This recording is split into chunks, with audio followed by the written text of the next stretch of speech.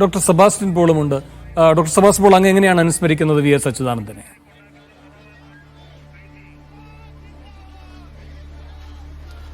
അത് നമ്മെ സംബന്ധിച്ച്, അല്ലെങ്കിൽ കേരളത്തെ സംബന്ധിച്ച്, പോരാട്ടം എന്ന 3 അക്ഷരങ്ങൾ വി.എസ്. എന്ന 2 അക്ഷരങ്ങളിൽ ഒതുങ്ങിയ ചരിത്രമാണ് ഈ കഴിഞ്ഞ ഒരു നൂറ്റാണ്ട് തികച്ച അദ്ദേഹത്തിൽ നിന്ന് നമ്മൾ അനുസ്മരിക്കുമ്പോൾ നമ്മൾ ഓർത്തെടുക്കുന്നത്.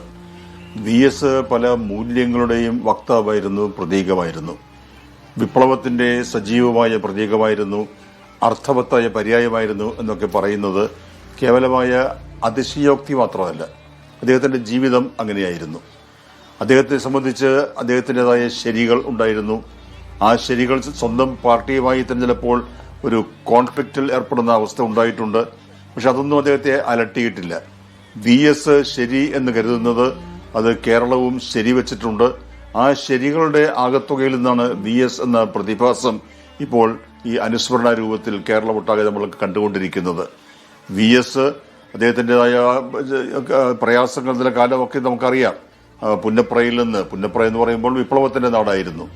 ഒരുപക്ഷെ അന്ന് അവസാനിച്ചു പോകേണ്ട ഒരു ജീവിതമായിരുന്നു ഇപ്പോൾ നൂറ്റാണ്ട് പിന്നിട്ട് നിരവധി സമരമുഖങ്ങൾ, പോർമുഖങ്ങൾ തുറന്ന് കേരളീയ ജനതയുടെ ആശയും പ്രത്യാശയുമായി ഒരു പ്രസ്ഥാനത്തെ വളർത്തിയെടുത്ത് അതിന്റെ നടുനായക സ്ഥാനത്ത് വി.എസ്. എന്ന ആ 2 അക്ഷരത്തിൽ അറിയപ്പെടുന്ന അച്യുതാനന്ദൻ എന്ന സഖാവിനെ ജനങ്ങൾ പ്രതിഷ്ഠിക്കുന്നത്.